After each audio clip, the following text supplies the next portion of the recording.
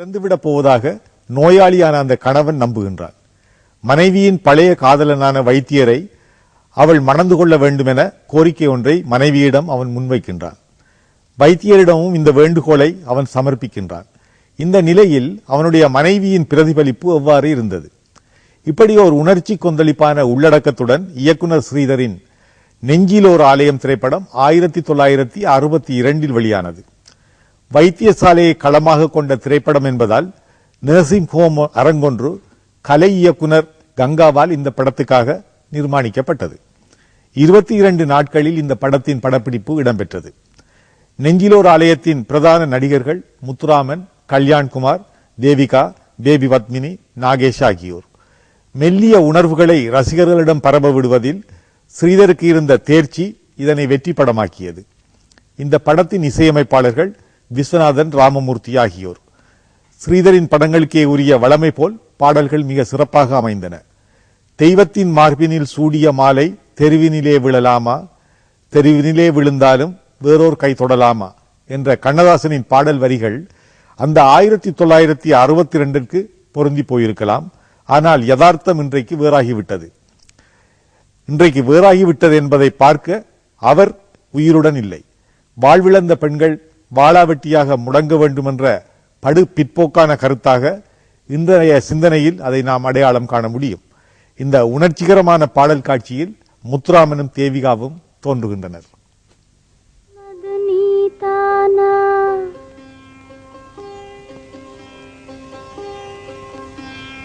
சொன்னது நீதானா, சொல் சொல் சொல் என் உயிரே.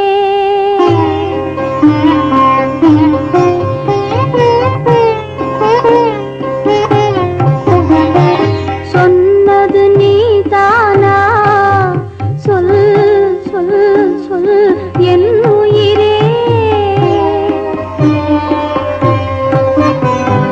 சம்மதம்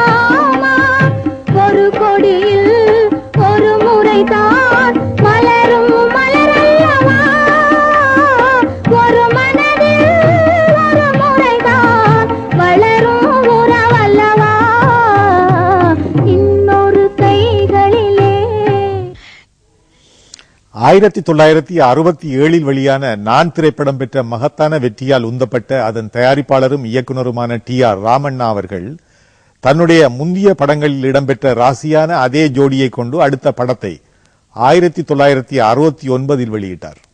படத்தின் பெயர் மூன்றெழுத்து. அவர் ராசி என்று கருதிய ஜோடி ரவிச்சந்திரன், ஜெயலலிதா ஆகியோர். இந்த ராசியான ஜோடியினால் அவர் லாபமடைந்ததாக கருதிய படங்கள் குமரிப்பெண், நான் ஆகியவை. வெவ்வேறு 3 இடங்களில் ஒளித்து வைக்கப்பட்டுள்ள 3 எழுத்துகளையும் ஒன்று சேர்த்து ரகசியம் ஒன்றை கண்டடைய கதாநாயகன் வில்லன் கோஷ்டியினரிடையே நடக்கும் சாகச செயல்களின் தோரணமாக இந்த 3 எழுத்து அமைந்தது. விஸ்வநாதன் அவர்களிடமிருந்து பிரிந்து வந்த T.K. ராமமூர்த்தி அவர்களுக்கு நான் படத்தைப் போலவே இந்த படத்திலும் ராமண்ணா வாய்ப்பு வழங்கினார். தன்னை நிலைநிறுத்த இந்த படத்திலும் ராமமூர்த்தி பெரிதும் முயற்சி எடுக்க வேண்டியிருந்தது. தனித்து பணியாற்ற வந்த அவர் பெரிதும் ஜனரஞ்சக அதிரடி மட்டுக்களையே தேர்ந்தெடுத்தார். அந்த வானவேடிக்கைகளின் மத்தியில் இப்போது இடம்பெறப் போகும் இத்தகைய ஒரு மெல்லிய இசைக்கோலமும் அபூர்வமாக அவரிடமிருந்து கிடைத்தது. இந்த பாடலை வெகு இனிமையாக பாடுபவர் பி. சுசீலா அவர்கள். பல்லவியில் தொடங்கி கடைசி வரை ஒரு ஆண்குரல் பெண்குரலுக்கு பக்கபலமாக ஹம்மிங் செய்து கொண்டே இருக்கும். பாடலுக்கு தனி அழகை கொடுப்பது கூட அந்த ஹம்மிங் தான். அந்த குரலுக்கு சொந்தக்காரர் பொன்னுசாமி அவர்கள். இந்த பாடல் காட்சியில் தோன்றுபவர்கள் ஜெயலலிதா, ரவிச்சந்திரன் ஆகியோர். அவர்களுடன் இன்னொரு நபர் சிவபூசையில் கரடி போல் தலையில் அடித்துக் கொண்டு ஒளிந்திருப்பார்.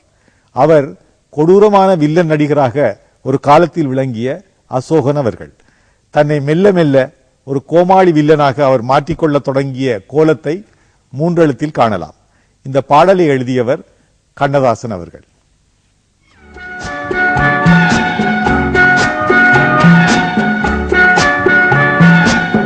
காதலன் வந்தான், கண் வழி சென்றான், கண்களை மூடு பைங்கிளியே பைங்கிளியே.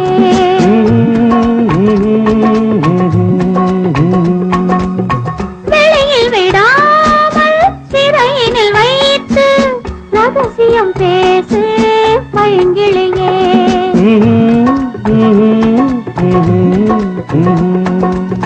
காதலன் வந்தான், கண் வழி சென்றான், கண்களை மூடு பைங்கிளியே பைங்கிளியே.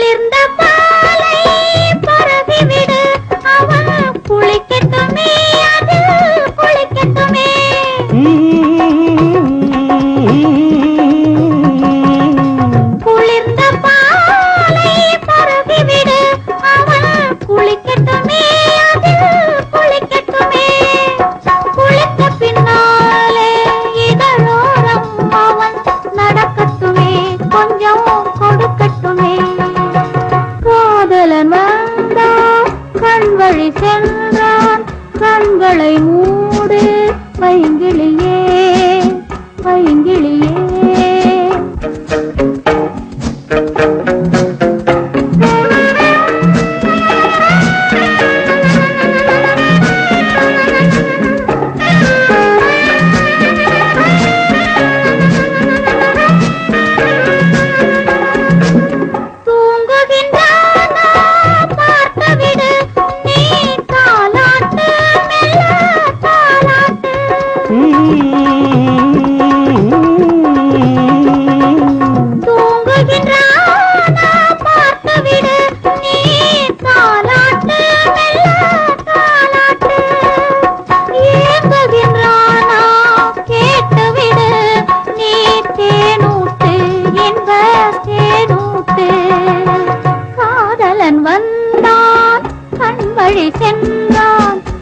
கண்களை மூடு பைங்கிளியே பைங்கிளியே.